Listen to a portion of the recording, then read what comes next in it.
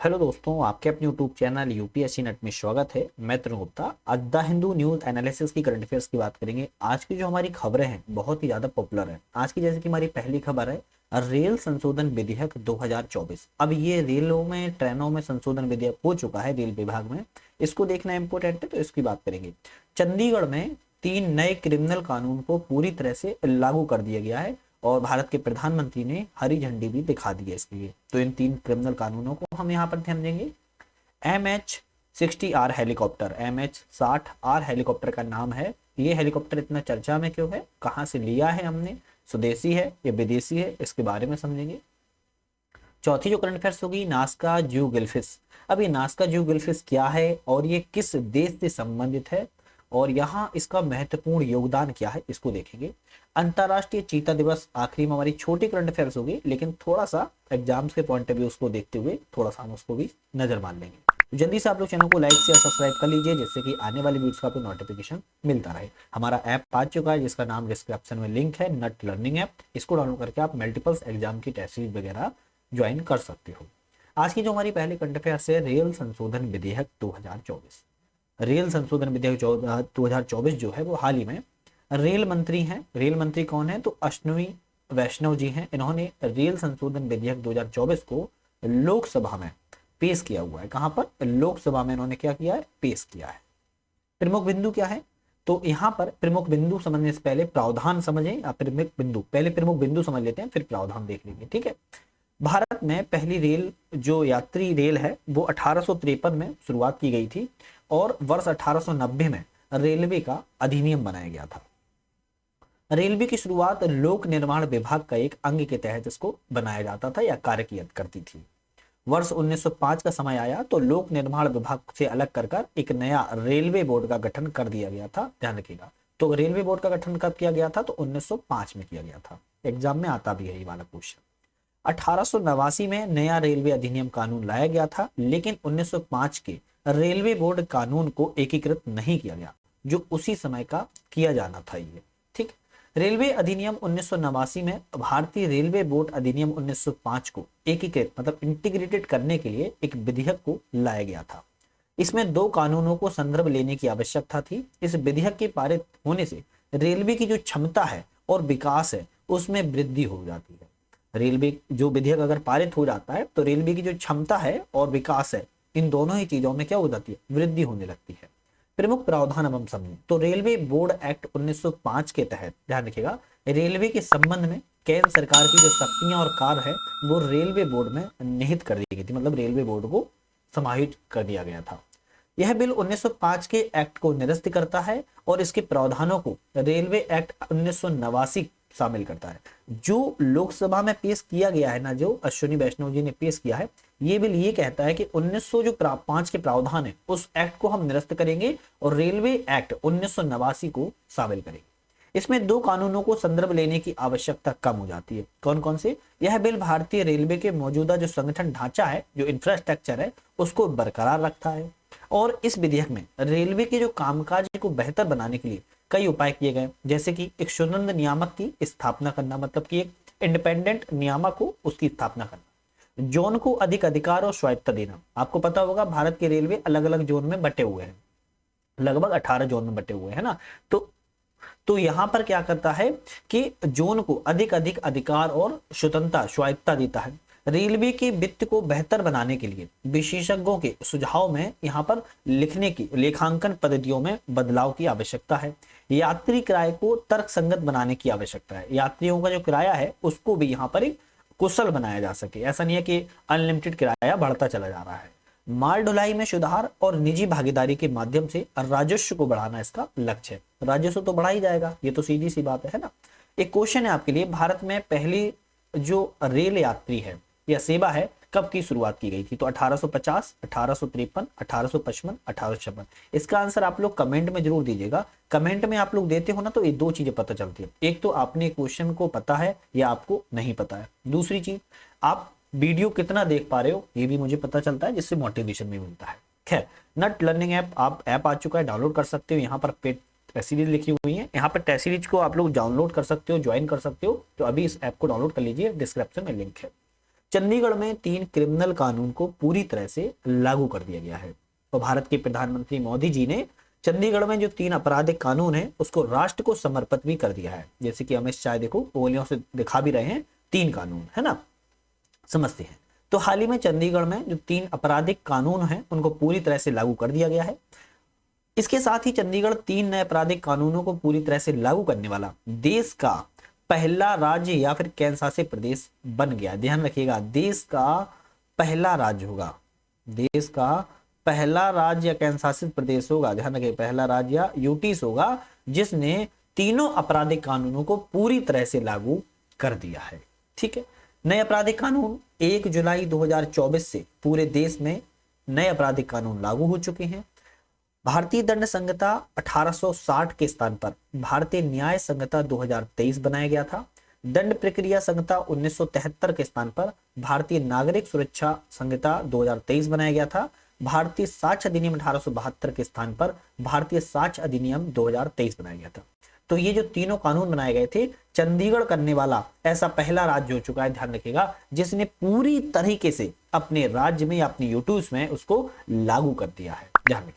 ठीक है, 3 जो नए आपराधिक कानून के कार्यान्वयन के लिए 4 ऐप को लॉन्च किया गया है। कौन कौन से हैं? न्याय सेतु, न्याय श्रुति, ई साक्ष्य और ई समन। ये चारों ऐप के नाम ध्यान रखना है, क्या पता क्वेश्चन में पूछ ली जाए। ठीक है, तो 3 जो नए आपराधिक कानून है उसको कार्यान्वयन के लिए 4 ऐप को लॉन्च किया गया, न्याय सेतु, न्याय श्रुति, ई साक्ष्य और ई समन।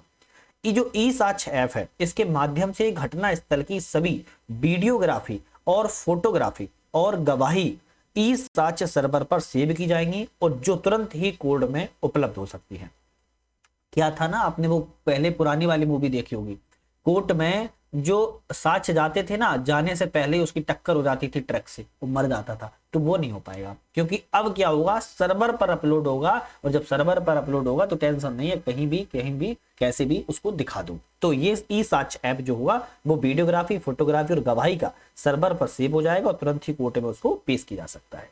ई समन ऐप क्या काम करेगा? तो ई समन ऐप के माध्यम से कोर्ट से पुलिस स्टेशन तक, ध्यान रखिए, कोर्ट से पुलिस स्टेशन तक समन भेजा जाना है, उस तक भी समन इलेक्ट्रॉनिक तरीके से भेजा जाएगा। ध्यान रखिएगा, उस तक भी समन को इलेक्ट्रॉनिक तरीके से भेजने की यहाँ पर बात सामने आती है। Nyaya Setu, Nyaya Setu app dashboard police, medical, forensic, prosecution और प्रिजन एक साथ इंटरलिंक है। न्याय सेतु में क्या होगा, जो पुलिस मेडिकल करती है, फॉरेंसिक जांच होती है, इन सभी का इंटीग्रेटेड तरीके से इस ऐप पर उसको क्या कर देगा, डाल दिया जाएगा। इसमें पुलिस को जांच से संबंधित सभी जानकारी मात्र एक क्लिक पर उपलब्ध हो जाएगी। अब मान लो एक व्यक्ति है ए नाम का और इनका फॉरेंसिक जांच हुआ, तो न्याय सेतु ऐप पर डॉक्टर ने डाल दिया, पुलिस ने कुछ वेरीफाई किया, न्याय सेतु ऐप पर डाल दिया, तो एक क्लिक के साथ ही सारी इंटरलिंकिंग हो जाएगी। अब ऐप बचता है न्याय श्रुति। न्याय श्रुति ऐप का क्या मतलब है? तो न्यायालय की वीडियो कॉन्फ्रेंसिंग के माध्यम से गवाहियों की सुनवाई कर सकेगा, ध्यान रखिएगा। तो इस ऐप का 4 ऐप हैं, चारों ऐपों के अलग अलग कार्य है, अलग अलग इनको मॉडिफाई किया गया है। इससे क्या होगा, समय और पैसे दोनों की बचत होगी और मामले को जो निपटारा होगा वो जल्दी किया जा सकता है। क्योंकि नॉर्मल जो फिजिकली कोई जाएगा, फिजिकली गवाही होती, फिजिकली अगर साक्ष्य होती है, इसमें टाइम भी लगता है, समय भी बहुत लगता है और पेंडिंग में चला जाता है। लेकिन अब इसमें क्या होगा, पूरा इलेक्ट्रॉनिक माध्यम से होगा, तो तुरंत एक क्लिक में सारी चीजें सामने आ सकती है। नेक्स्ट हमारी करंट अफेयर्स है MH-60R हेलीकॉप्टर। अब ये MH-60R हेलीकॉप्टर इतना चर्चा में क्यों है? तो हाल ही में अमेरिका ने, ध्यान रखिए, अमेरिका ने अपने विदेशी सैन्य बिक्री कार्यक्रम के तहत भारत को MH-60R बहुउद्देशीय हेलीकॉप्टर के लिए जो सहायक उपकरण की बिक्री हेतु $1.17 बिलियन सौदे की मंजूरी को दे दिया है। भारतीय नौसेना के द्वारा इसी वर्ष INS गरुड़ में MH-60R Seahawk multi role helicopter के पहले स्क्वाड्रन को भी शामिल कर लिया गया। तो भारतीय वायुसेना में इसको भारतीय नौसेना में इसको शामिल भी कर लिया गया है और INS गरुड़ में। MH हेलीकॉप्टर के बारे में अगर समझें तो इसका जो निर्माण है वो MH-60R हेलीकॉप्टर का अमेरिकी रक्षा और एरोस्पेस कंपनी लॉकहीड मार्टिन की सहायक कंपनी है सिकोर्स्की, उसके द्वारा इसका जो निर्माण है वो किया गया है।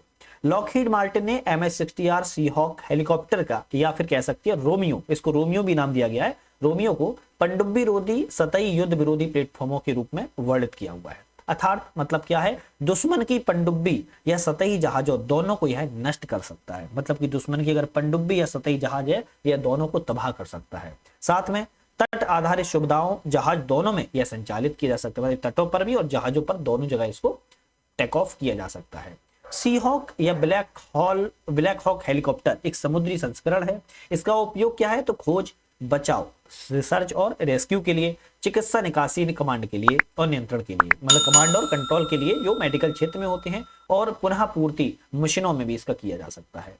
लॉकहीड मार्टिन के द्वारा जो MS-60 हार है हेलीकॉप्टर का प्रयोग अमेरिकी नौसेना समेत कई देशों के नेवियों के द्वारा इसका भी इस्तेमाल किया जाता है। भारत में भी इसका इस्तेमाल अब शायद किया जाएगा।